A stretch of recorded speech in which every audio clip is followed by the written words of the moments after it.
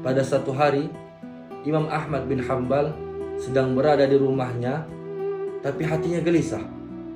Beliau sangat ingin berangkat ke satu kota di Irak, kota Basrah. Padahal beliau tidak ada janji, tidak ada mau bertemu dengan siapapun, dan tidak ada melakukan urusan apapun di sana. Akhirnya berangkat saja dia. Ketika dia berangkat ke Basrah, sampailah dia itu di waktu malam menjelang Isya. Beliau sholat Isya di masjid dan berjamaah dengan kampung situ. Tidak berapa lama ketika selesai jamaah semuanya sholat dan pulang, Imam Ahmad bin Hambal ingin istirahat di dalam masjid. Dan beliau baringkan badannya di dalam masjid. Tidak berapa lama datang marbot masjid. Ya Syekh. Nah, ini Imam Ahmad bin Hambal ini tidak ada yang mengenal dia di situ, tapi namanya sudah terkenal di mana-mana. Karena kurangnya media, bukan seperti zaman sekarang ada foto atau video.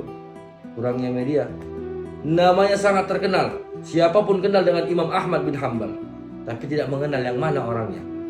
Ya Syekh, kata marbot. Syekh ini dalam bahasa Arab panggilan untuk 3 orang. Yang pertama Syekh itu secara bahasa man balagha umruhu arba'ina sanah. Orang yang telah mencapai umurnya 40 tahun ke atas boleh dipanggil Syekh. Secara istilah man katsura ilmuhu walau kana sabiyan. Yang banyak ilmunya, orang banyak ilmu walaupun anak-anak bisa dipanggil Syekh.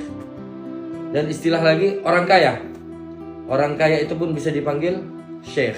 Nah, jadi dalam konteks ini marbot itu memanggil Syekh itu orang tua yang tak dikenalinya. Ya Syekh, tidak boleh tidur di dalam masjid. Kenapa? Kata Imam Ahmad bin Hambal. Pokoknya tidak boleh. Padahal di zaman itu masjid itu dijadikan tempat musyawarah, perkumpulan umat, tempat orang beristirahat, musafir, bahkan musafir diberi makan. Saat itu Imam Ahmad bin Hambal heran, kenapa saya tidak boleh tidur di masjid? Tidak boleh, pokoknya tidak boleh. Keluarlah Imam Ahmad.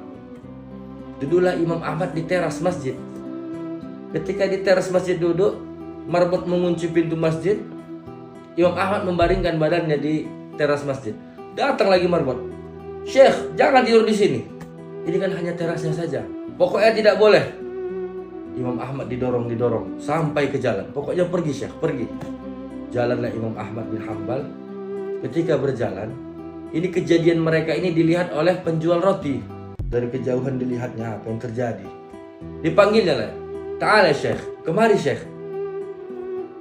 Ma asabak, apa yang menimpamu? Saya berjalan dari negeri saya menuju Basrah. Saya tidak punya tujuan. Saya tidak tahu mau nginap di mana dan tidak punya tempat tinggal. Kalau begitu, boleh saya izinkan untuk tinggal di rumah saya. Tapi rumah saya kecil Syekh. Tidak masalah. Duduklah, datanglah Imam Ahmad bin Hambal dan duduk di depannya. Silahkan istirahat. Lalu Imam Ahmad bin Hambal pun membaringkan badannya. Tapi dia melihat kelakuan unik dari penjual roti ini. Ketika dia mengadon roti tadi, dia mengucapkan astagfirullah. Meletakkan telur, dia mengucapkan astagfirullah. Mencampurkan air, astagfirullah. Apapun yang dilakukannya selalu dimulai dengan astagfirullah, astagfirullah, astagfirullah, astagfirullah. Ketika subuh, Imam Ahmad terbangun. Dia bertanya kepada tukang roti, wahai tukang roti, boleh aku bertanya? Boleh. Sudah berapa lama Anda beristighfar? Aku beristighfar semenjak berjualan roti ini. Selama 30 tahun bahkan lebih. Kemudian ditanya lagi, wa ma qatafta thimar istighfari? Apalah yang telah kau dapat hasil dari istighfarmu ini?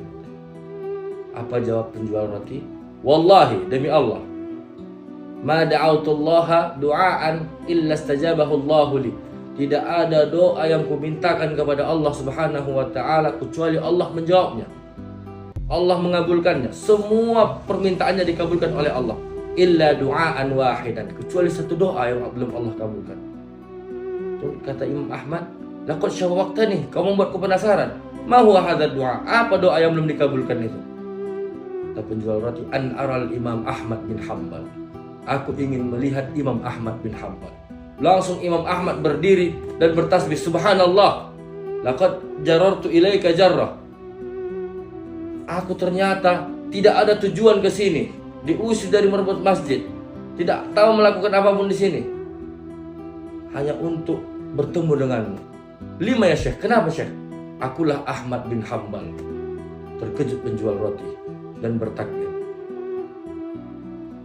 Jadi dari kisah ini kita lihat, penjual roti itu dawam, selalu beristighfar. Ketika dia meminta segala keinginannya pasti dipenuhi oleh Allah Subhanahu wa taala, walaupun ingin berjumpa dengan Imam Ahmad bin Hanbal.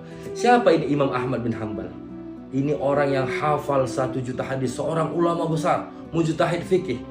Namanya mazhab Ahmad bin Hanbal. Pengikutnya namanya Hambali atau Hanabilah.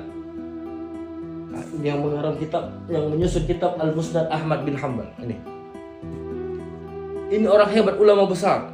Tapi ketika penjual roti meminta keinginannya dengan istighfarnya, bukan Allah datangkan penjual roti ke Imam Ahmad, akan tetapi Allah datangkan Imam Ahmad bin Hanbal ke penjual roti.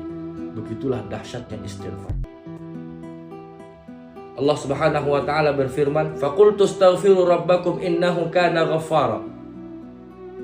Aku katakan kepada kaumku, kata Nabi Nuh, istaghfiru rabbakum, mintalah ampun kalian kepada Allah, innahu kana ghaffara, dengan minta ampunmu, dengan istighfarmu Allah akan mengampunkan. Yursilis samaa 'alaikum midrara, dengan istighfarmu Allah akan menurunkan hujan yang lebat, menumbuhkan tanaman-tanaman kalian jauh dari kekeringan. Wa yumdidukum bi amwalin, Allah akan membanyakkan hartamu karena istighfarmu. Dan karena istighfarmu, wa banin, Allah banyakkan juga anakmu. Wa yaj'al lakum jannat, karena istighfarmu Allah berikan kau kebun-kebun yang luas. Wa yaj'al lakum anhar, dan karena istighfarmu Allah akan berikan kau sungai-sungai dan ketenanganmu dalam hidup. Jadi begitulah fadilah istighfar. Marilah kita bersama menjadi umat yang selalu mendawamkan astaghfirullahalazim.